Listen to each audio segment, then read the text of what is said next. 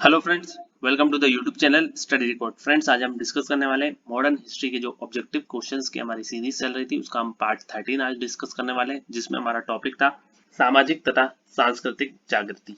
Ancient history और medieval history के objective series के वीडियोस अपलोड हो चुके हैं, उनकी प्लेलिस्ट भी तैयार है, तो आप प्लेलिस्ट में जाकर उन वीडियोस को देख सकते हैं और मैं इस वीडियो के डिस्क्रिप्शन बॉक्स में उनकी लिंक भी प्रोवाइड कर दूंगा, जिससे आप वहां जाकर उन वीडियोस को भी देख सकते हैं। और मॉडर्न हिस्ट्री की भी ऑब्जेक्टिव क्वेश्चंस की सीरीज चल रही है, जिसमें हम आज पार्ट 13 डिस्कस करने वाले हैं। और फ्रेंड्स, टेलीग्राम ग्रुप की लिंक भी आपको डिस्क्रिप्शन बॉक्स में मिल जाएगी, आप वहां जाके उन टेलीग्राम ग्रुप को ज्वाइन कर सकते हैं। और फ्रेंड्स, अगर आप पहली बार इस चैनल पर विजिट कर रहे हैं और चैनल को आपने सब्सक्राइब नहीं किया तो चैनल को सब्सक्राइब जरूर कर लीजिए और इस तरीके के बेल आइकन को जरूर हिट कर ले, जिससे मैं जो भी वीडियो अपलोड करूंगा तो उसका नोटिफिकेशन आप तक पहुंच जाएगा। और फ्रेंड्स, आप मुझे इंस्टा पे भी फॉलो कर सकते हैं स्टडी रिकॉर्ड के नाम से। मैं वहां पर आपको करंट अफेयर्स, रीजनिंग, साइंस और स्टैटिक जीके के इम्पोर्टेंट पोस्ट अपडेट करता हूं, तो आप मुझे इंस्टा पे भी फॉलो कर सकते हैं। जैसे कि मैंने फ्रेंड्स आपको बताया है कि आधुनिक भारत के इतिहास के ऑब्जेक्टिव क्वेश्चंस की हम बात कर रहे हैं, जिसमें हमारा टॉपिक चल रहा था सामाजिक तथा सांस्कृतिक जागृति। और मॉडर्न हिस्ट्री के जो ऑब्जेक्टिव क्वेश्चंस की सीरीज का पार्ट चल रहा है वो चल रहा है 13th। चलिए स्टार्ट करते हैं।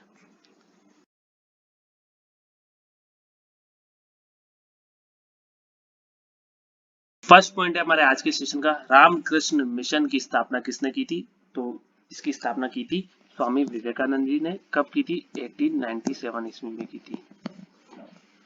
तो रामकृष्ण मिशन की स्थापना 1897 में किसने की थी? स्वामी विवेकानंद जी ने की थी। और स्वामी विवेकानंद जी का जन्म 12 जनवरी 1863 ईस्वी को कलकत्ता के एक क्षत्रिय परिवार में हुआ था, जो भी हम प्रीवियस वीडियो में डिस्कस कर चुके हैं। और स्वामी विवेकानंद की याद में प्रत्येक वर्ष 12 जनवरी को, कब? 12 जनवरी को राष्ट्रीय युवा दिवस के रूप में मनाया जाता है। और स्वामी विवेकानंद का वास्तविक नाम क्या था? नरेंद्र दत्त था। क्या था? नरेंद्र दत्त था। और यह अमेरिका जाते समय महाराजा खत्री के अनुरोध पर इन्होंने अपना नाम स्वामी विवेकानंद रखा था। ठीक है, महाराजा खत्री का नाम भी आपको याद रखना, उनके अनुरोध पर ही इन्होंने अपना नाम स्वामी विवेकानंद रखा था। ठीक है,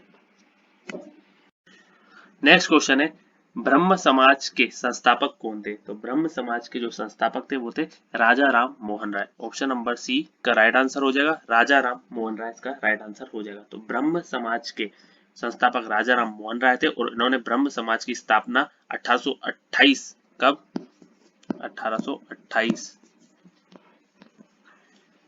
को कलकत्ता की धरती पर किया था। ब्रह्म समाज के जरिए राजा राम मोहन राय ने सती प्रथा जैसे सामाजिक कुरीतियों का विरोध किया था। राजा राम मोहन राय के प्रयास के फलस्वरूप लॉर्ड विलियम बेंटिंक ने 1829 ईस्वी में सती प्रथा को गैर कानूनी घोषित किया था, जो मैं आपको बता चुका हूं। और यह कानून सर्वप्रथम बंगाल की धरती पर लागू हुई थी। और राजा राम मोहन राय के ब्रह्म समाज के विरोध में राधा कांत देव ने कलकत्ता की धरती पर धर्म सभा की स्थापना किया था और इसके जरिए इन्होंने सती प्रथा का समर्थन किया था। ठीक है, आई होप आपको ये पॉइंट क्लियर हो गया होगा। नेक्स्ट क्वेश्चन है, भारत में पश्चिमी शिक्षा और अंग्रेजी भाषा शुरू करने की वकालत किसने की थी?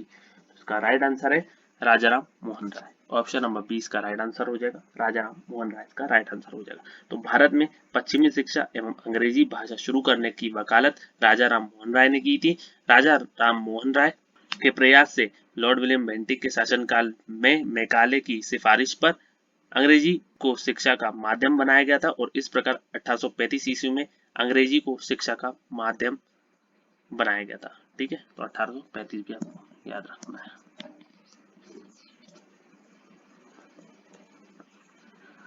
नेक्स्ट क्वेश्चन है, आधुनिक भारतीय नव जागृति का जनक किसे माना जाता है? इसका आंसर भी क्या है? राजा राम मोहन राय। तो आधुनिक भारतीय नव जागृति जनक राजा राम मोहन राय को माना जाता है। राजा राम मोहन राय को उत्तराधिकार के रूप में राय की उपाधि दी गई थी। तो वहीं राजा राम मोहन राय को राजा की उपाधि मुगल बादशाह अकबर द्वितीय ने प्रदान की थी, जो मैं डिस्कस कर चुका हूँ। और मुगल बादशाह अकबर द्वितीय अंतिम मुगल बादशाह बहादुर शाह जफर का पिता था। और राजा राम मोहन राय के प्रयास के फलस्वरूप लॉर्ड विलियम बेंटिक ने सती प्रथा को गैरकानूनी घोषित किया था और यह कानून सर्वप्रथम बंगाल की धरती पर लागू हुआ था। मैं बार बार रिपीट इसलिए करता हूँ जिससे आपको यहीं पर याद हो जाए सब चीजें। आई होप आपको क्लियर हो गया होगा ये पॉइंट। नेक्स्ट क्वेश्चन है, 1893 में विश्व की धर्म संघीय संसद में भारत का प्रतिनिधित्व किसने किया था? तो इसका राइट आंसर है option number B, Swami Vivekananda. तो 1893 ईस्वी में विश्व की धर्म संघीय संसद में भारत का प्रतिनिधित्व स्वामी विवेकानंद जी ने किया था। स्वामी विवेकानंद का वास्तविक नाम मैं आपको बता चुका हूँ, नरेंद्र दत्त था, और अमेरिका जाते वक्त नरेंद्र दत्त ने महाराजा खत्री के अनुरोध पर अपना नाम बदलकर स्वामी विवेकानंद रखा था। और स्वामी विवेकानंद 1893 ईस्वी में विश्व सर्वधर्म सम्मेलन में भाग लेने के लिए अमेरिका स्थित शिकागो गए थे। ठीक है, तो वहां भारत का प्रतिनिधित्व किसने किया था? तो स्वामी विवेकानंद जी ने किया था। नेक्स्ट क्वेश्चन है, निम्न में से कौन भारतीय जागृति का जनक कहलाता है? तो इसका राइट आंसर है राजाराम मोहन राय। राजाराम मोहन राय इसका राइट आंसर हो जाएगा। तो राजा राम मोहन राय प्रथम भारतीय थे जिन्होंने सबसे पहले भारतीय समाज में व्याप्त बुराइयों के विरोध में आंदोलन चलाया। उन्होंने नवीन विचारों के कारण ही 19वीं शताब्दी के भारत में पुनः जागरण का उदय हुआ। राजा राम मोहन राय को भारतीय पुनः जागरण का पिता, भारतीय राष्ट्रवाद का पैगंबर, अतीत और भविष्य के मध्य सेतु, भारतीय राष्ट्रवाद का जनक, आधुनिक भारत का पिता, प्रथम आधुनिक पुरुष तथा युग दूत कहा गया है। किसको? राजाराम मोहन राय को। एक बार रिपीट करता हूं, अब नोट कर लेना। राजाराम मोहन राय को भारतीय पुनः जागरण का पिता, भारतीय राष्ट्रवाद का पैगंबर, अतीत और भविष्य के मध्य सेतु, भारतीय राष्ट्रवाद का जनक, आधुनिक भारत का पिता, प्रथम आधुनिक पुरुष और युग दूत कहा गया है। ठीक है, ये आपको याद रखना है। और राजाराम मोहन राय द्वारा स्थापित प्रथम संस्था कौन सी थी? तो आत्मीय सभा थी। ये भी आपको याद रखना है। नेक्स्ट क्वेश्चन है, राजा राम मोहन राय ने किसका विरोध नहीं किया था? तो इन्होंने पाश्चात्य शिक्षा का विरोध नहीं किया था। तो शिक्षा के क्षेत्र में राजा राम मोहन राय अंग्रेजी शिक्षा के पक्षधर थे।